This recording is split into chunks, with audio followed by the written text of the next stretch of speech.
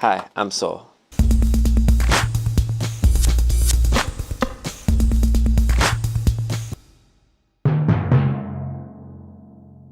The most influential album on me and my music would have to be this album right here, Take Care by Drake, you know?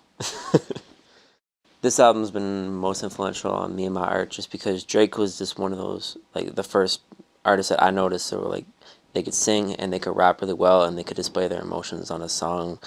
And like, he wasn't really like, he was judged for it, but like he didn't really care. Like, he was still making money at the end of the day, and people were still connecting with the music. And I thought that was awesome that he was able to reach those people and display those emotions and have people be like, oh shit, like somebody's actually doing this. And that's why I have a lot of respect for Drake and I have a lot of respect for this album.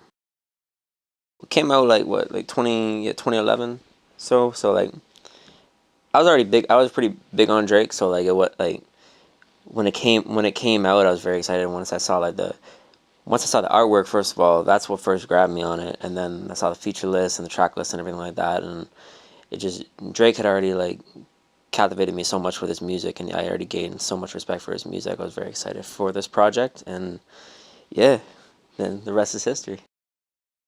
The way I listen to it, like, there's not really even a way, like a specific way that you can listen to it. Like, it's got so many different vibes to it. It's got like turn ups. It's got kind of turn uppy stuff. It's got like bedroom stuff. It's got stuff that you like just want to sit in your room and like listen to it through headphones and stuff like that.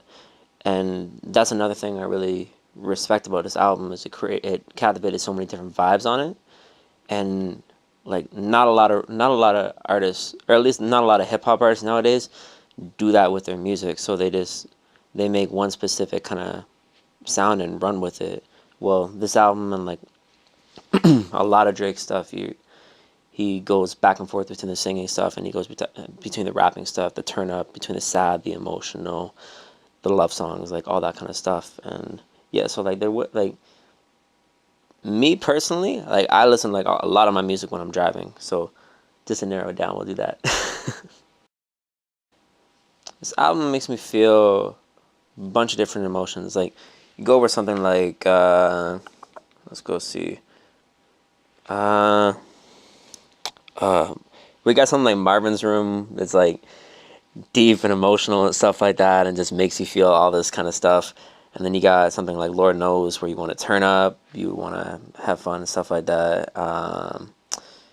The Real Heart on this album is like one of my favorite songs off this album, and one of my favorite songs in general, just because it's just crazy. This gives me goosebumps every time I hear it. Every time Andre 3000's part comes on, bro, just so fucking good. And I don't know if I can swear in this interview or not, but it's just so fucking good. Yeah. Other albums I feel like are influential to me right now are probably Free Black by Black. I think that's an amazing album. It's one of those albums that is continuously listened to. That's something, it doesn't get old. I really like Lil Wayne's The Carter 4. I feel like that was like, at least with like my, like when I did rap and stuff like that, that was very influential to me just because of like the beat selection and the way he delivered himself. And I'm a really big Lil Wayne fan too, and I think what he did for the culture was amazing. I think some artists wouldn't be like as influenced by this album just because it's more of an emotional side of things. Like, I feel like a lot of people like bury their emotions. They don't want to expose themselves to people and stuff like that. And the way the music's going is it can go either way. Like, you get artists that are exposing all their feelings, like say like Bryson Tiller, Black, Juice World. Like, you get those artists that expose their feelings and stuff like that, and you get other people that are just either afraid to, or they don't want to, or they don't want people to know that side of them. And yeah, I think the people that do like expose their feelings respect this album a lot, just because it was kind of like, in my opinion of it, I feel like it was more of like a breakthrough, like into that kind of genre and stuff like that. I got a lot of favorite albums, but I think one of my most favorite albums has got to be The House of Blues by The Weeknd. This album, I honestly discovered it pretty late, and I'm not gonna front about it like I was on it right away.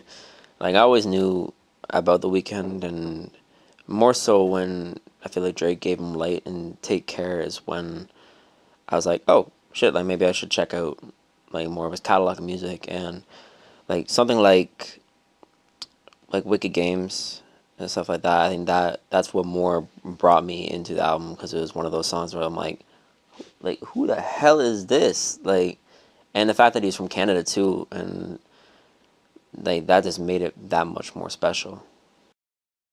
This album's considered my favorite just because of like the production and the way he went about the songs on it. Like something like High for This, Wicked Games, 28, The Party After the Party are just like incredible. Like I don't know how else to say it in like a less kiss ass way, but they're incredible songs, and they just make me feel like a certain way whenever I hear them. Being the songs are like 5 6 minutes long, like for most or like few of them.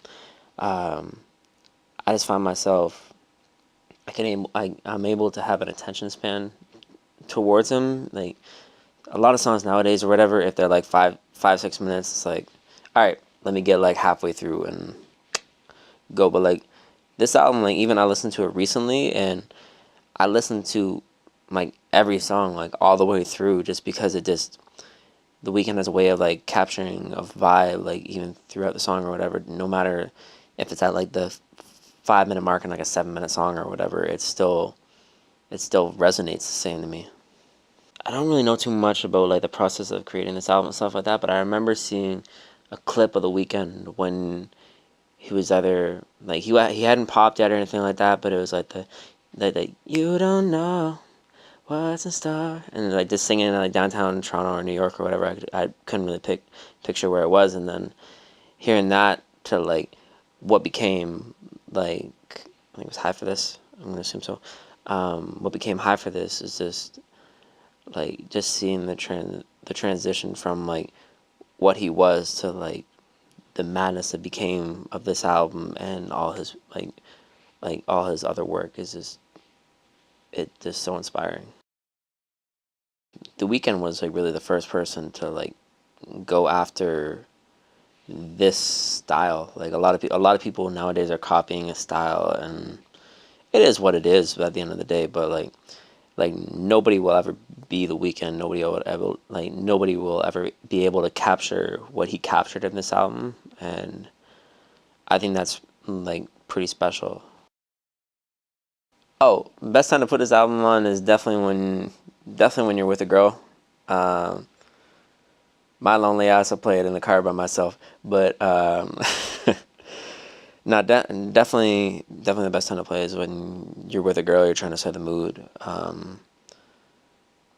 Either that or like yeah, if you want to like sit by yourself and listen to it and stuff like that and create a vibe. If you're trying to go for that, if you're trying to smoke or something like that, then it's definitely one of those albums to do that. And yeah, I think some people might not like this album, and this is going for like a stretch. Is like the drug references in it. Like that's really the only thing in it. But at the same time, The Weeknd always uses drug references, so it's nothing new. Even in his new music, even on stuff you hear on the radio and stuff like that, it's you can still hear drug references. So that's really like the only like maybe the long songs like maybe they're not for everybody, but like I think this album is just like a lot of his early work is just like really freaking good. Like well, I say a lot of his early work. All of his shit, I love it. It's good. I'm not trying to kiss ass or anything like that. But nah, this is yeah, this is really good project.